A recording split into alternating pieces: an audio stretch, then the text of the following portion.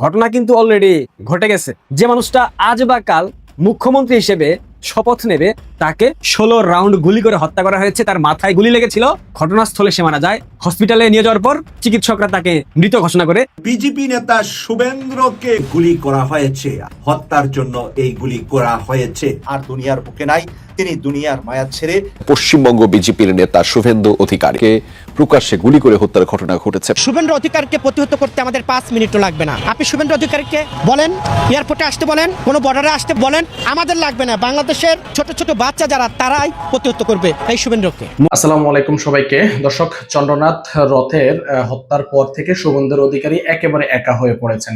তার অবস্থা একেবারে শোচনীয়। তিনি নাকি জীবন মৃত্যুর সঙ্গে লড়াই করতেছেন, এমনই একটি ভিডিও সামাজিক যোগাযোগ মাধ্যমে ফাঁস হয়েছে। দর্শক, আমরা সেই ভিডিওটি আপনাদেরকে দেখাবো এবং সঙ্গে সঙ্গে চন্দ্রনাথ রথকে আসলে কে মেরে ফেলেছে সেটিও কিন্তু আজকের এই ভিডিওর মাধ্যমে জানতে পারবেন।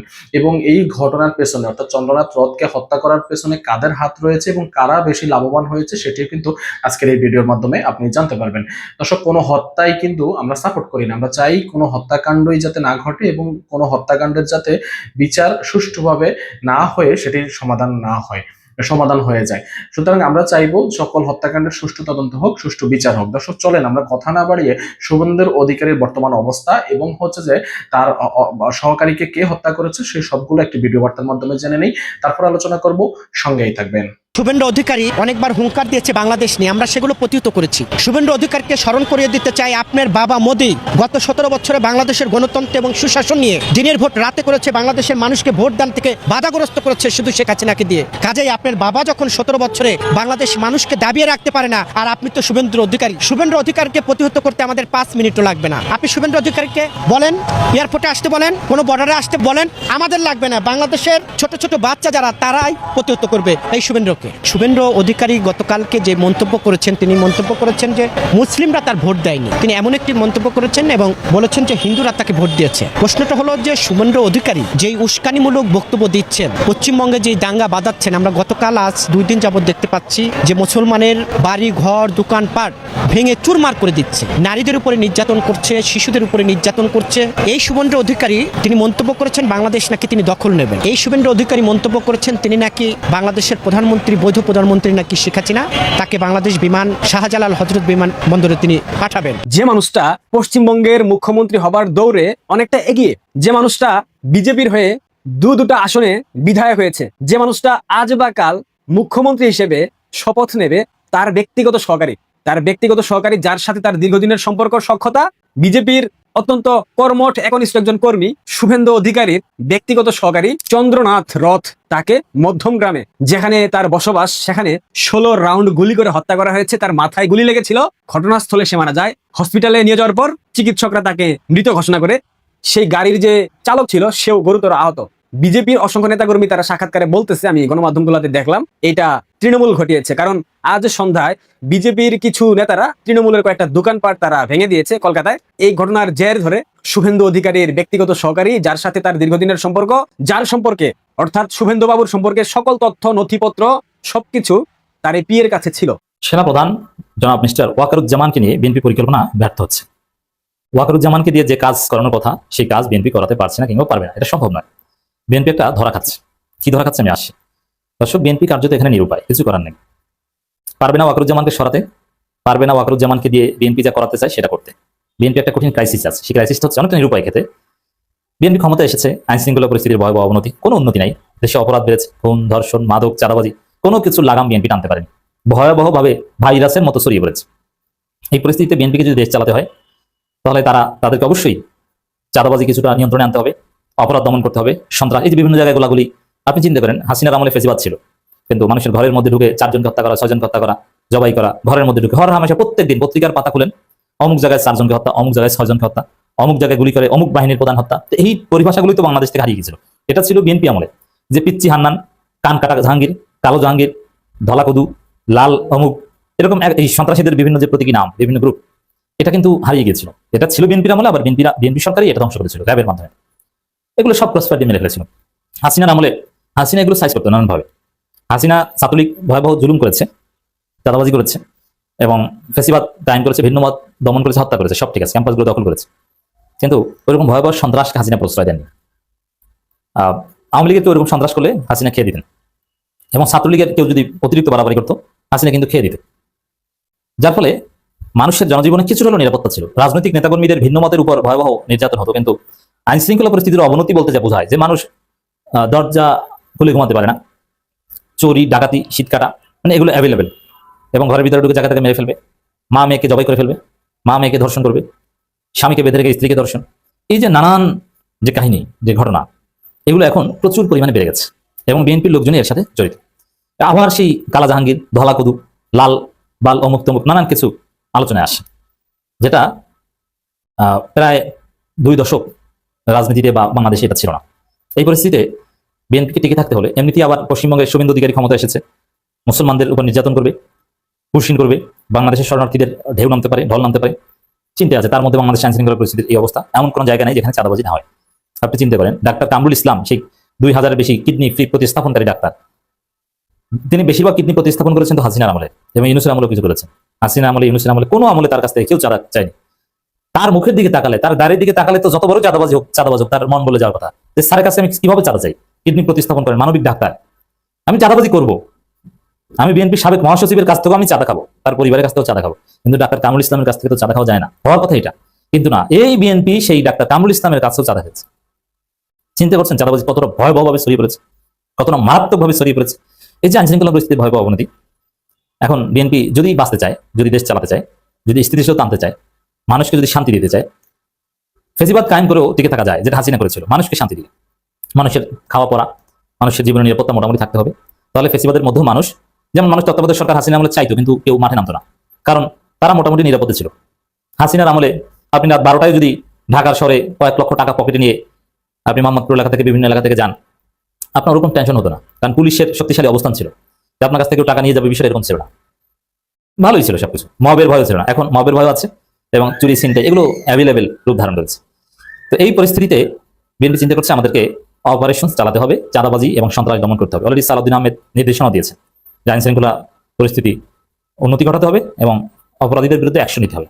সালাউদ্দিন আহমেদ নড়ে চড়ে বসেছেন এবং আমরা যেটা শুনেছি যে স্বরাষ্ট্র মন্ত্রণালয় চাঁদাবাজদের তালিকা করেছে, সন্ত্রাসীদের তালিকা করেছে, কিন্তু মজার বিষয় এই তালিকা যাদের নাম এসেছে তাদেরকে দমন করার কোনো সক্ষমতা পুলিশের নেই এবং তালিকা করে আসলে অপরাধ দমন করা যায় না। এই তালিকার কাউকেই ধরতে পারবে না, 2-1জনকে ধরতে গেলেই তো বেকার যাবে। যেমন কুমিল্লায় এক উপজেলা বিএনপি সভাপতিকে চাঁদাবাজির অভিযোগে ধরেছে, তার কর্মীরা যা করেছে তাতে অন্য থানার পুলিশ এটা সাহস পাবে না। এবং এই তালিকা ধরে এইভাবে পুলিশ দিয়ে দমন করা সম্ভব না। আইন শৃঙ্খলা পরিস্থিতি উন্নতি করা, চাঁদাবাজি দমন, সন্ত্রাস দমন, ধর্ষক দমন এটা সম্ভব না, সিন্ডিকেট দমন সম্ভব না। যদি এটা দমন করতে হয় তাহলে যৌথ বাহিনীর অপারেশন লাগবে, অপারেশন ক্লিন হার্ট লাগবে। আর অপারেশন ক্লিন হার্ট 2 যদি চালাতে হয় তাহলে শত শত ছাত্রদল, যুবদল, বিএনপি নেতাকে হত্যা করতে হবে। এটা হচ্ছে সত্য কথা, শুনতে যতই খারাপ লাগবে। এখন এই সারা বিচার বহির্ভূত হত্যাকাণ্ড, এটা ছাড়া কোনো উপায় নেই। উপায় নাই বলেই তো বিচার বহির্ভূত হত্যাকাণ্ড র্যাবের মাধ্যমে বাংলাদেশ ইন্ট্রোডিউস করেছেন খালেদা জিয়া। এখনো যেহেতু বিএনপির লোকজন এর সাথে জড়িত এবং পুলিশ তো একদম ধ্বংস হয়ে গিয়েছে, পুলিশের মেরুদণ্ড এখন সোজা হয়নি, পুলিশের চরিত্রে কোনো পরিবর্তন হয়নি, যার ফলে পুলিশ এগুলো করতে সক্ষমতা রাখে না। এটা সেনাবাহিনীর মাধ্যমে সম্ভব। সেনাবাহিনী যদি যৌথ বাহিনীর অপারেশন কন্ডাক্ট করে, ওয়াকার যদি রাজি হয়, ঠিক আছে, সেনাবাহিনীর নেতৃত্বে যৌথ বাহিনীর অপারেশন ক্লিন হার্ট 2 চলবে এবং এইসব সন্ত্রাসীদের আমরা দমন করবো। দমন করতে যে অনেককে ক্রস ফায়ার দিতে হবে, নেতৃত্বে থাকবে সেনাবাহিনী, কিন্তু ওই সেনাবাহিনী থেকে যারা র্যাবে গিয়েছে তারা ক্রস ফায়ার দিবে, বা অন্য বাহিনী ক্রস ফায়ার দিবে। এভাবে বা এইসব ক্রস ফায়ার সারা বাংলাদেশে সন্ত্রাস দমন যে সম্ভব নয়, এটা নিয়ে অনেক গবেষণা আছে। আমরা ক্রস ফায়ার পক্ষে কিছুতেই নয়। একজন সন্ত্রাসীকে যদি বিচার বহির্ভূতভাবে হত্যা করা হয় আমরা তার প্রতিবাদ করবো, কিন্তু বাংলাদেশে এর কোনো বিকল্প নাই, এটা আমরা জানি। এখন এর বিকল্প হচ্ছে জুলাই সনদ বাস্তবায়ন করেন, বিচার বিভাগকে স্বাধীন করেন, বিচার নিশ্চিত করতে পারলে তখন আপনাকে বিচার বহির্ভূত হত্যা করা লাগবে না। বিএনপি নেতা বরকতুল্লাহ বুলু কিরকম কুলাঙ্গার হলে এমন কথা বলতে পারে? সে বলছে জামাত নাকি মাদকের চাইতেও বড় ডেঞ্জারাস, মাদকের চাইতে জামাত আরো বেশি ডেঞ্জারাস। এই কুলাঙ্গারের কারণেই কিন্তু বেগম খালেদা জিয়া বাধ্য হয়েছিল মইনু আহমেদকে সেনাপ্রধান করতে, আর মইনু আহমেদকে সেনাপ্রধান করার কারণেই বেগম খালেদা জিয়া বাড়ি ছাড়া হয়েছেন আর তারেক রহমানের মাজা ভেঙ্গেছিলেন। এবার কিন্তু এই বরকতুল্লাহ বুলু কুলাঙ্গারকে তারেক রহমান চিনতে পেরেছে, তাই মন্ত্রিত্ব দেন নাই। এখন তাল বাহানা শুরু করে দিয়েছে যাতে করে বড় বড় কথা বলে মানুষের সামনে হাইলাইট হতে পারে, আর তারেক রহমান যেন একেবারে হাবুডুবু খেয়ে তাকে মন্ত্রী বানা। এরকম কুলাঙ্গাররা বিএনপিতে মন্ত্রিত্ব পাবে এই বিশ্বাস আমি অন্তত করি না। আমরা তো এর পায়ে পাড়া দিয়ে কথা বলতে পারি, চোখে চোখ রেখে কথা বলতে পারি, কিন্তু আমরা করি না। আমরা কেন করি না জানেন? আমরা ওদের মতন হিংস্র না, আমরা শান্তপ্রিয় মুসলিম জাতি।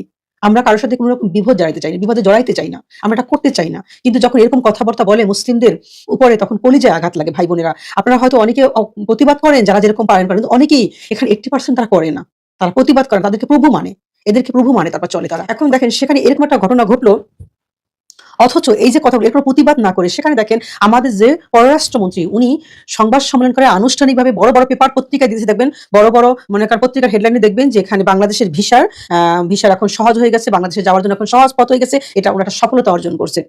ওখানে যাওয়াটা কি আমাদের জন্য একদম বেশি ইম্পর্টেন্ট আত্মসম্মানের চেয়ে?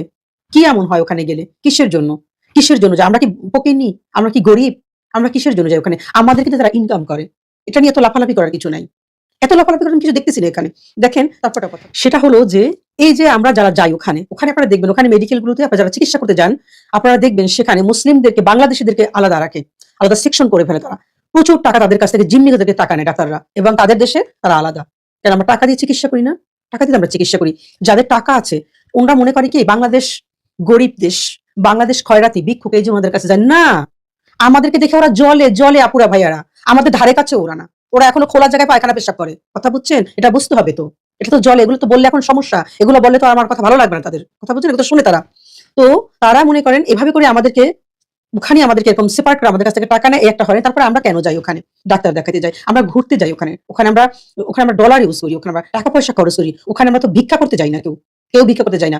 আর একটা কথা বলি, আপনারা অনেকেই ওখানে আপনারা যারা কাপড় চোপড় কিনতে যান, আপনাদেরকে আপনারা চাইলে আমি প্রমাণ দেখাইতে পারবো সেটা। আমাদের এই যে সুইডেন, বিশ্বের 1 নম্বর শান্তির দেশ, উন্নত মানের দেশ সুইডেন, ইউরোপের ভিতরে, এখানে আপনাদেরকে চাইলে আমি দেখাইতে পারবো ইনশাআল্লাহ, যদি আপনারা কমেন্টসে বলেন আমি পরবর্তী ভিডিওতে দিয়ে দেবো সেটা। এখানে যে বড় বড় যে মার্কেটগুলো, সেখানে বড় বড় জায়গায়, যেমন এইস ইন করে একটা মার্কেট আছে এখানে, সবচেয়ে বড় মার্কেট, সম্পূর্ণ বাংলাদেশ থেকে আনা পণ্য। বাংলাদেশের কাপড় চোপড় কি খারাপ আমাদের? আমরা হুমড়ি খাই সেখানে কেনাকাটা করি। আপনারা হয়তো অনেকে বোঝেন না বাংলাদেশের পণ্যকে মূল্যায়ন করে না, আপনারা ইন্ডিয়ার দিকে ঝুঁকে পড়ছেন, এদের 2 নম্বরের মালের দিকে ঝুঁকে পড়ছেন। আপনারা বাংলাদেশি মালদেরকে কখন আপনারা এটা কোনো মূল্যায়ন করেন না, এদের প্রোডাক্টগুলো, এদের এই যে কাপড় চোপড়গুলো। কিন্তু আমরা তো বিদেশ থেকে বাংলাদেশি কাপড় চোপড় কেনাকাটা করি। এই ইউরোপের আছে এখানে মার্কেট বাংলাদেশি, সেখানে সিল দাও বাংলাদেশি, মেড ইন বাংলাদেশ। আপনারা বিশ্বাস করেন তো আমরা কেনাকাটা করতে সেখানে যাই, আমাদের টাকা আছে, আমরা সেখানে ডলার খরচ করি, আমাদের তারা পকেটনি মনে করে, আমরা তারা কি মনে করে জানি না। হ্যাঁ, আমি আমি আমি আমি ওনাকে বলবো, মুখ্যমন্ত্রীকে বলবো, আপনি কি খেয়ে বলেছেন নাকি কিছু না খেয়ে বলছেন? ওইটার উচ্চারণ করলাম না, আমার তো মনে হয় আপনি কিছু খেয়ে কথাটা বলছেন। হ্যাঁ, আমার সেটাই মনে হয় যে আপনাদের বাংলাদেশিদেরকে সেরকম কিছু মনে করেন।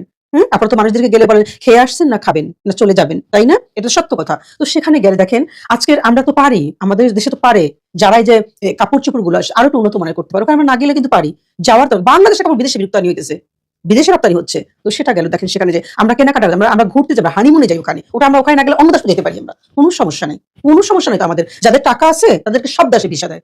যেমন আমি 175টা দেশে ঘুরতে পারবো, শুধু টিকিট কাটবো, শুধু টিকিট। তো এই জন্য তোমাদের ওখানে যেতে হবে না, এরকম বহুত আছে, এরকম বহুত আছে, তাই না? তো এটা নিয়ে এত ভাব দেখাবার কিছু নেই। তারপরে উনি যখন বললো একবার সংবাদ সম্মেলন করে যে আমাদেরকে ভিসা দিয়ে, মানে খুশি, কি মনে হয় আমরা ভিক্ষার জেলা ঘুরে মানে ঝুলিতে নিয়ে মনে হয় কি একটা শুরু করে দিয়েছে, একদম অনেক কিছু পেয়ে গেছি। তারপর একটা খবর, মুখ্যমন্ত্রী মমতাকে যেটা বললো যে কি, যে আপনি আসেন পশ্চিমবঙ্গে, এখানে আসেন, সেখানে গারদ আছে, সেখানে সবচেয়ে মানে ভয়ঙ্কর যে রিমেন্ট দেয়, সেখানে যেখানে শুধু মুসলিমদেরকে রাখে, শুধু সেখানে শাস্তি দেওয়ার জন্য, সেখানে আপনাকে রাখবো, সেখানে আপনাকে বের করবো না। হ্যাঁ, আর একটা কথা বলি, এখন অনেকে এই যে শুভেন্দ্র জয় হওয়াতে অনেকে তো মনে করেন আওয়ামী লীগের অনেকে এত উল্লাস করতেছেন, এত খুশি হয়ে গেছেন, দাদা জিতে গেছে। আমি আপনাদেরকে একটা কথা বলি, এত খুশি হওয়ার কিছু নাই। পশ্চিমবঙ্গে যাওয়ার আগে গলায় কার্ড লাগাই যাবেন, আপনারা আওয়ামী লীগের না হয়, আবার যদি দেশে মনে করেন মাইরে ধরে পাঠাই দেয়, সেজন্য লজ্জা পাওয়ার কিন্তু কিছু থাকবে না, ঠিক আছে? তো এত খুশি হওয়ার, এত আনন্দ ফুর্তি হওয়ার কিছু এখানে দেখতেছি না। তারপর একটা কথা বলি, দেখেন আপনারা যারাই এই যে এদের এই অপমান, আপনারা দেখেন গতকালকের সেখানে যে নির্বাচন হলো, সেখানে দেখেন মুসলমানদের প্রতি আপনারা দেখছেন কিন্তু অনলাইনে এই ভিডিওগুলো কিন্তু এখন অহরহ ছড়িয়ে আছে, যে কিভাবে মুসলমানদের বাড়ি ঘরগুলোকে জ্বালাইয়া পোড়াই দিয়া ভেঙে দিচ্ছে, কিচ্ছু নাই, হাহাকার কান্না করতেছে মানুষ। আমাদের মুসলমানদের প্রতি এতটা অত্যাচার তারা করতেছে, এবং তারা মুসলমানদের মুখে থুতু দিতেছে, অথচ তাদেরকে আমরা মাথার মনি করে রাখতেছি, তাদেরকে আমরা মনে করেন মানে জামাইদর করতেছি। কিসের জন্য আমাদেরকে ইন্ডিয়া যেতে হবে? কিসের জন্য আমাদেরকে ইন্ডিয়ার কাছে মাথা বিক্রি করতে হবে? কেন? কি আছে ওদের কাছে? আমাদের কি আছে? কিছু তো নেই ওদের কাছে। আমাদের কিছু দরকার নেই, আমি মনে করি কোনো কিছু দরকার নেই। আমরা ভালো সম্পর্ক আছে তাদের সাথে, ভালো সম্পর্ক আমরা বজায় রাখতে চাই। আমাদের সাথে ভালো সম্পর্ক রাখবে, আমরাও ভালো সম্পর্ক বজায় রাখবো। আমাদের সাথে খারাপ সম্পর্ক রাখবে, আমরাও খারাপ সম্পর্ক রাখবো। আমাদের তো স্বামী স্ত্রীর কোনো সম্পর্ক নেই, তাদের সাথে কোনো সম্পর্ক নেই আমাদের। এই কথাগুলো আপনারা দেখবেন অনলাইনে, এই ভিডিওটা আছে আপনার ইউটিউবে, ফেসবুকে, সব জায়গায় আপনি ইউটিউবে সার্চ দিন, দেখতে পারবেন যে সে কিভাবে মুসলিমদেরকে আপনারা শুনছেন যে পুরা একদম দাঁড়ায়। গতকালকে তো আপনারা দেখছেন যেখানে শুভেন্দু কি বলছে, সে সে কি বলছে? সে যে মানে শেখ হাসিনারে এয়ারপোর্টে থেকে নিয়ে আসবে গলায় মালা দিয়ে। আমি তাকে একটা কথা বলে দেই, শুভেন্দু সাহেব, এটা বাংলাদেশ, এটা ইন্ডিয়া না, এটা ভারত না। আপনার দেশ নিয়ে আপনি পড়ে থাকেন। উনাকে তো কেউ এখান থেকে লড়াই দেয় নাই বাবু, ওনাকে তো কেউ লড়াই দেয়। আপনি কথাগুলো খেয়ে বলছেন না খেয়ে বলছেন? উনি নিজেই গেছে। আর ওনাকে কেন আমরা তো ওনাকে আনতে চাই দেশে, আপনারা তো দিচ্ছেন না। আপনারা দেন না কেন? আপনি গতকালকে বলছেন এখনো বাংলাদেশের প্রধানমন্ত্রী এখনো হইলো এটা শেখ হাসিনা। তাহলে এটা তো লজ্জা শরম থাকলে আমাদের যখন বর্তমান যে সরকার যে আছে ওনার তো লজ্জা হওয়া উচিত এই কথাগুলো শুনে। এটা তো সাধারণ মানুষ তো আমরা লজ্জা পাই, উনি লজ্জা পায় না। উনি যেখানে সরকার প্রধান, আজকে যাদের সাথে উনি পীড়িত করতেছে তারা বলতেছে এখনো শেখ হাসিনা সরকার বাংলাদেশের। তো তাদের তো কথা বলা যায় এই বিষয় নিয়ে। এই যে তারা বললো, এই যে এত বড় একটা কথা যেখানে বললো যে বাংলাদেশের মুসলিমদের মুখে থুতু দেই, আমি আশা করব এটা নিয়ে অবশ্যই বাংলাদেশ থেকে শক্তিশালী ভাবে কোনো প্রতিবাদ সবাই করবে, আমি আশা করবো। তারপর একটা খবর আসছে, এখানে নিউজ আসছে যে ওখানে অনেক বাংলাদেশিরা জেলখানায় বন্দী আছে, তাদেরকে ছাড়তেছে না, কারণ তারা নাকি অবৈধভাবে গেছে। যদি তারা অবৈধভাবে না গিয়ে থাকে সেটার জন্য অবশ্যই সবাই তারা যেন সেইভাবেই আইনিতভাবে তারা যেন বের হয়ে আসে। আর যদি তারা অবৈধভাবে যেয়ে থাকে আমি এদের কোনো সাপোর্ট করবো না। ভালোই করছে একদম, গেছেন কেন? কি দরকার আছে? বাংলাদেশে কিছু নাই? অভাব কিসের বাংলাদেশের? বাংলাদেশের অভাব কিসের? পালাই যেতে হবে কেন? এত লোভ থাকবে কেন? কেন এত লোভ থাকবে আপনাদের? বলেন কিসের জন্য লোভ থাকবে? ভালো প্রিয় দর্শক, নিশ্চয়ই দেখেছেন। কি মনে হয়েছে আপনাদের কাছে আমাদের কমেন্টস বক্সে অবশ্যই লিখে জানাবেন। আসলে অনেকেই বলা বলি করতেছে যে শুভেন্দুর অধিকারী নিজেই নাকি তার সহকারীকে হত্যা করেছে, কিন্তু আমরা সেটি বিশ্বাস করতে চাই না। আমরা অবশ্যই সাক্ষ্য প্রমাণে বিশ্বাসী এবং আইনের প্রতি শ্রদ্ধাশীল। আইন এবং সাক্ষ্য প্রমাণ যেদিকে নিয়ে যাবে আমরা সেদিকেই আসলে থাকবো এবং সেদিকেই আমরা কথা বলবো। সুতরাং কারো গুজবে আপনারা কোনো কান দিবেন না এবং আইনের প্রতি শ্রদ্ধাশীল থাকুন, পুলিশের প্রতি শ্রদ্ধাশীল থাকুন, আইন শৃঙ্খলা বাহিনী এবং আদালতের প্রতি শ্রদ্ধাশীল থাকুন। ইনশাল্লাহ তারা সত্য ঘটনা উদ্ঘাটন করবে এবং এটার একটা সুষ্ঠু তদন্ত এবং সুষ্ঠু বিচার করবে। দর্শক, আমাদের আজকের এই ভিডিও আপনাদের কাছে কেমন লেগেছে সেটি আমাদের কমেন্টস বক্সে অবশ্যই লিখে জানাবেন। আমাদের আজকের এই ভিডিও ভালো লাগলে ভিডিওতে একটি লাইক দিবেন, শেয়ার করে অন্যদেরকে দেখার সুযোগ করে দিবেন এবং আপনি আমাদের এই চ্যানেলে নতুন হলে চ্যানেলটি সাবস্ক্রাইব করার জন্য আমি আপনাদেরকে বিনীতভাবে অনুরোধ জানাই। দর্শক শ্রোতা, সকলে ভালো থাকবেন এবং সুস্থ থাকবেন। ইনশাআল্লাহ পরবর্তী ভিডিওতে আপনাদের সঙ্গে আবারও দেখা হবে। সেই পর্যন্ত আপনাদের সকলের সর্বাঙ্গীন মঙ্গল কামনা করে এখানেই বিদায় নিচ্ছি। আসসালামু আলাইকুম, আল্লাহ হাফেজ।